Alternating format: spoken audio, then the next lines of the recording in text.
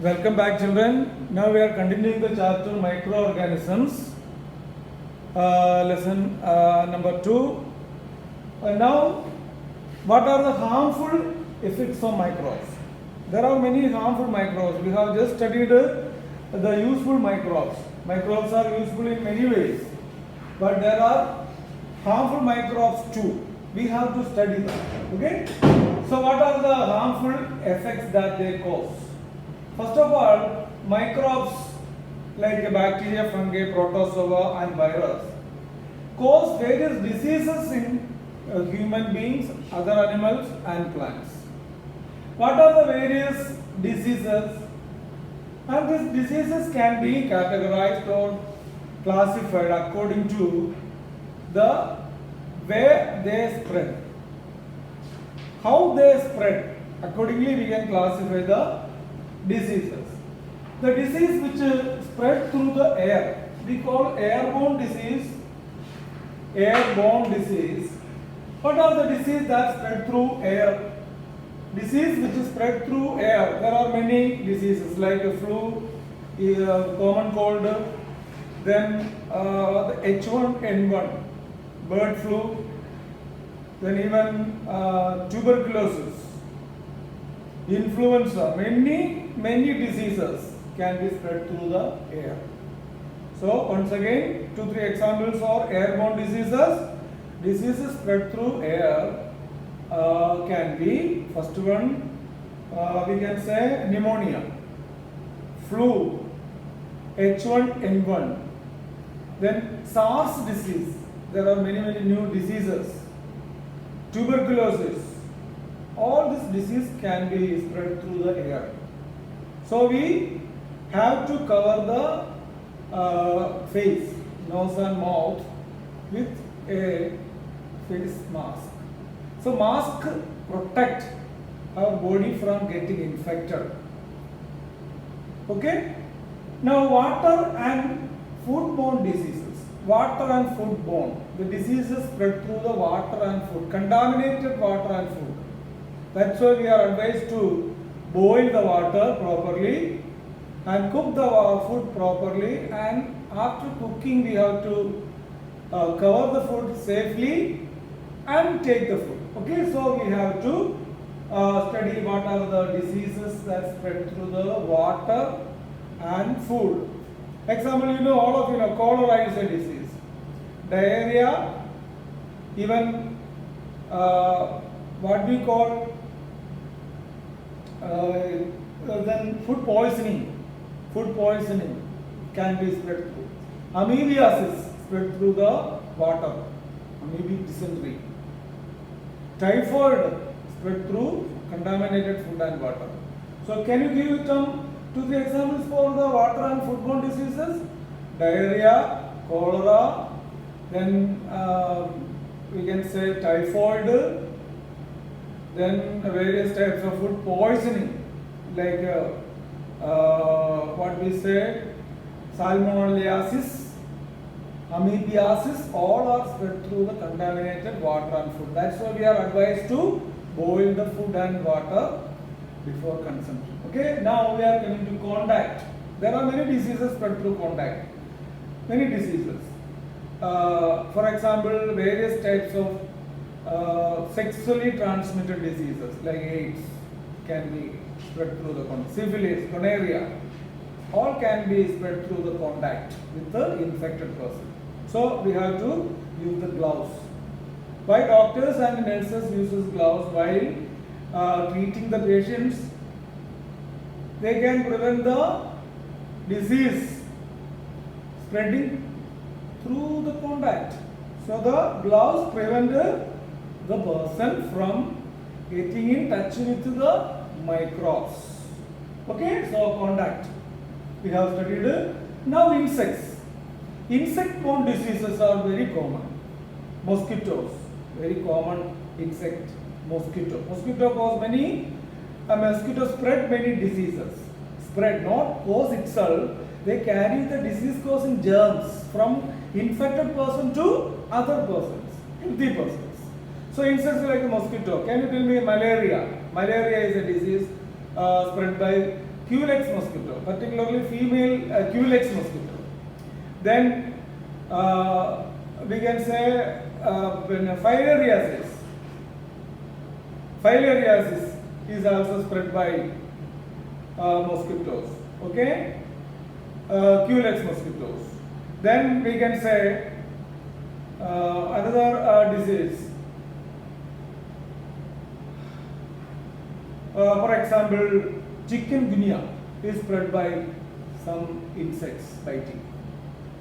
So there are many diseases like malaria, chikungunya, then filariasis or elephantiasis. Many diseases can be spread through insects. Then there are diseases spread through cut and wounds. Cut and wounds, tetanus, very famous. Tetanus is a disease spread through cut and wounds. Tetanus is caused by a bacteria. A bacterial disease, tetanus. So when we have wounds or some cuts on our leg and hands, do not get in touch with the rusted materials or what is called dung of animal or unhygienic situations. We should not handle anything in the unhygienic situation if you have cuts and wounds on the hands and legs. You know what happens?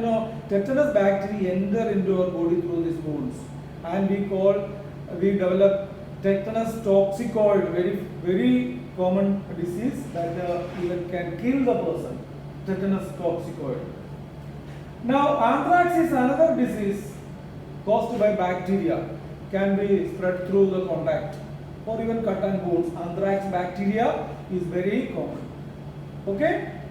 Now, citrus canker, plant disease. Citrus canker is a plant disease caused by virus. No, bacteria. Sorry, bacteria. Citrus canker is caused by bacteria. Yellow mosaic disease caused by virus, and rust of wheat is caused by fungi. All these are various types of microbes. So, plant diseases I have said 3. What are they? Citrus canker is caused by bacteria. Yellow mosaic disease, yellow vein mosaic or yellow mosaic disease caused by virus. Rust of wheat is caused by fungus. All these are harmful microbes. How harmfully they affect the survival of plants, animals and humans. So they are very dangerous. We have to have precautions. Now, even now we can see corona. Corona is caused by coronavirus. Okay, coronavirus now highly contagious disease, can spread through the air, contact and every means. So we have to be very much careful. Not only covering the face with the mask, wear the gloves, use sanitizers, keep social distancing. All these are very important for preventing the contamination of disease. Now the second harmful effect of microbes is spoiling the food. That is called food poisoning. Food poison. Okay. What is food poisoning? Is a condition. It's a diseased condition in which poison produced by bacteria and fungi or any microbes that can cause toxication in humans. Toxic effect caused by the toxic substances of microbes. So what is food poisoning? Food poisoning is the poisoning due to the toxins produced by microbes through food. Clear? And there are many symptoms for this. Vomiting can be, diarrhea can be, even stomach pain, ulcer will develop, many problems. So, how to protect or preserve the food? That is the question. From microbes. There are different methods for that. We say food preservation. Preservation of food. We can preserve the food from getting spoiled by microbes. Getting spoiled by microbes. So, such a method which protect or prevent the food from getting spoiled by microbes is called food poisoning. Food preservation. So what are the various methods of food preservation? First one and most important one is heating. Heating the food up to 135 degrees Celsius for 1 or 2 seconds. So we have to heat or boil the food 1, 2, 3 up to 135 degrees Celsius, and at 135 degrees Celsius wait for 1 or 2 or 3 seconds. That can kill the germs present in the milk or water. That can kill the germs present in the food and the water. So that is called ultra heating. 135 degrees Celsius. The next method is pasteurization. What is pasteurization? It is also a method of heating the milk up to 15 seconds. 15 seconds at about 75 degrees Celsius. So that the harmful microbes will be spoiled. This method was discovered by Louis Pasteur. Pasteurization was discovered by Louis Pasteur. Louis Pasteur discovered pasteurization. The milk is heated up to 75 degrees Celsius for 15 seconds or 1 minute maximum, and kill the harmful germs. Most of the bacteria, useful bacteria, will be preserved in it. So thereafter cooling the milk, it will preserve the useful microbes. Cooling will preserve the useful microbes. Okay, so that is pasteurization. Another method is drying and dehydration. The food can be dried and dehydrated. In hilly regions, what the people do, they dry and dehydrate the flesh of animals and even grains during the harvesting period. Okay, they preserve it, they keep it, they dry in the sunlight, or some heating mechanism, they dry or dehydrate the food, like particularly meat.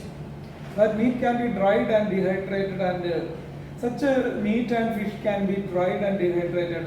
Water is one of the best media for the growth of microbes. If the food is dehydrated or dried, the water will be lost. So it does not favor the growth of microbes. So we can say that drying and dehydration is the best method of preservation of food. Now cooling, refrigeration, everybody knows it. We keep the food in fridge or refrigerator for 2 or 3 days. That can preserve. Because cooling in extreme cool or below minus 1 degree or up to minus 15 degrees Celsius. That is below 0 degrees Celsius. The microbes cannot grow it. Okay. So that is cooling and refrigeration. Now another method is chemical preservation. What is chemical preservation? There are many chemicals which we use for preservation, like sodium benzoate.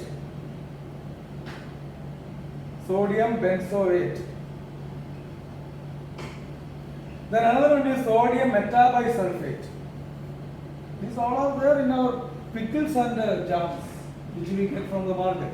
Sodium metabisulfate.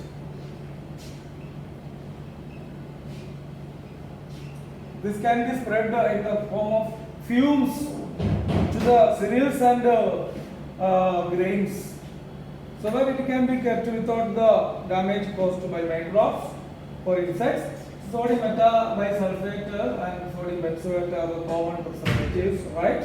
Salting, sugaring, oiling, and adding vinegar.